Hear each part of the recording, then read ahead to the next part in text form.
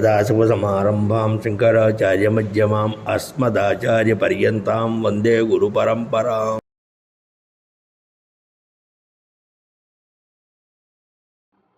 సృష్టి పూర్వం బ్రహ్మగారు ఒకటి ఆవిర్భవించి దిక్కుతోచని స్థితిలో ఉన్నప్పుడు సాక్షాత్ శ్రీమన్నారాయణ భాగవతాన్ని ఇచ్చాడని, భాగవతం ద్వారా సృష్టి ప్రారంభించడం ఒక విధానం.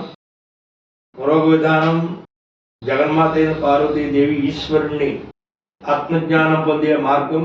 మీతో ఎప్పుడు వియోగం లేకుండా ఉండేటువంటి స్థితి నాకు కలగాలంటే ఆ సాధనను నాకు ఉపదేశం చేయండి అన్నప్పుడు ఆయన గుహలో ఏ ప్రాణి లేనటువంటి ప్రాంతంలో ఆవిడికి భాగవతోపాఖ్యానం ప్రారంభిస్తారు. అక్కడ నిర్జీవంగా ఎండిపోయి పడి ఉన్నటువంటి చిలక పిల్ల, దానికి ప్రాణం వచ్చి అది భాగవత శ్రవణం చేయడం. ఈ విధమైన రెండు మార్గాలు చెప్పడం. పార్వతీ పరమేశ్వర సంవాదంలో భాగవత శ్రవణం చేసి అక్కడ భాగవత శ్రవణం చేసినటువంటి ఆ సుఖమే, ఆ చిలకే వ్యాసుల హృదయంలో ప్రవేశించినట్టు, ముక్కు ద్వారా ఆయన ప్రవేశించినట్టు.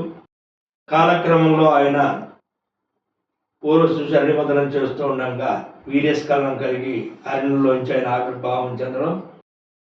ఈ విధమైనటువంటి సుందరాకృతుడైన అత్యంత అందగాడైన సుఖమార్పును చూసి ఒక క్షణకాలం ఆయన గడబాటును భరించలేని వ్యాసుల వారు తన పిల్లవాడిని చూసి చాలా మమకారాన్ని పెంచుకొని, వాత్సల్యాన్ని పెంచుకొని అతను వెళ్ళిపోతూ ఉంటే పుత్ర అని పిలవడం. అక్కడ ఒక అసాధారణ ఉపాఖ్యానాన్ని సుఖమహర్షుల వారు చెట్టు వెనకాలంతో తండ్రి గారు ఉపదేశం చేయడం జరిగింది.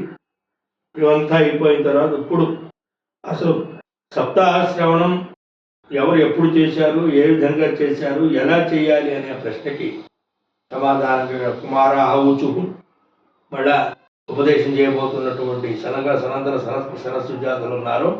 వాళ్ళు మళ్ళా భాగవత సప్తాహ శ్రవణ విధానాన్ని చెప్తున్నారు. అతదే సంప్రవక్ష్యామ సప్తాహ శ్రవణే విధిం సహైవ కుసుభిశ్చైవ ప్రాయ సాధ్యా విస్మృత. ఇక్కడ అనేక రకాలైనటువంటి భావసప్త విధానం చెప్తాను ఆయన. మనకు సహాయం చేసేవాళ్ళు కొంతమంది ఆ సప్తాహానికి కావలసిన ధనం ఇవన్నీ సమకూర్చుకొని సాధ్యా విధి స్మృత, ఆ రకమైనటువంటి భాగవత శ్రవణాన్ని చెప్పబడింది. అంటే ఇక్కడ సహాయం ఏమిటి, సంపద ఏమిటంటే ముందు వస్తాయి. దైవజ్ఞుడు సమావయ ముహూర్తం పృచ్ఛ యత్నత, ముందు ఒక దైవజ్ఞుని పిలవాలి, ఆయన ద్వారా ఒక ముహూర్త నిర్ణయం చేసుకోవాలి. ఏ ముహూర్తానికి భాగవత సప్తాహం చేయాలి, ముహూర్త నిర్ణయం చేసుకుని ఎట్లా భాగవత శ్రవణం చేయాలి అంటే వివాహే యాదృశం విత్వం తాదృశం పరికల్పయ్యేది.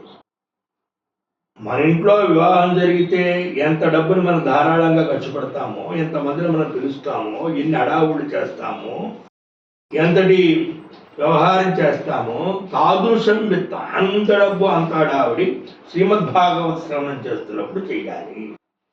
ఎక్కడ అర్థ సంకోచం చేయకూడదు. డబ్బు లేదని అమ్మాయి పెళ్లి మానేయట్లేదుగా,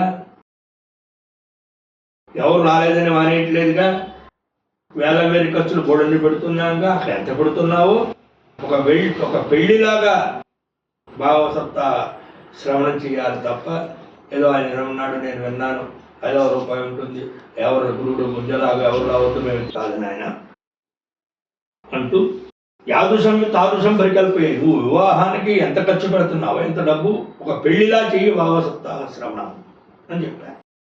నభస్య అశ్వినో ఊర్తో మార్గదేశ సుచిన్నభా. ఎప్పుడూ కూడా భాగవత సప్తాహ శ్రవణం చేయడానికి ముఖ్యమైన మాసాలు ఏమిటి? శ్రావణ మాసం, అలాగే ఆశ్వీజ మాసం, ఊర్జ మాసం అంటే కార్తీక మాసం, మార్గశిర మాసం. ఈ 4 మాసాలు కూడా భాగవత అత్యంత ప్రశస్తం. ఏతే మాస గతారంభే శ్రోతృణాం మోక్ష సూచక. ఈ విధమైనటువంటి మాసాలు ఎవరైతే భాగవత శ్రవణం చేస్తారో వినేటువంటి వాళ్ళకి మోక్ష సూచకాలు. మాసానం విగ్రహేయాని తాని త్యాజ్యాన్ని సర్వథా. కొన్ని మాసాల్లో కొంత చేయకూడని పనులు ఉంటాయి, ఆ సందర్భంలో చేయకూడదు. ముఖ్యంగా పుష్యమాసంలో భాగవత సప్తాహ శ్రవణం చేయకూడదు. ఈ విధంగా ఉంటుంది.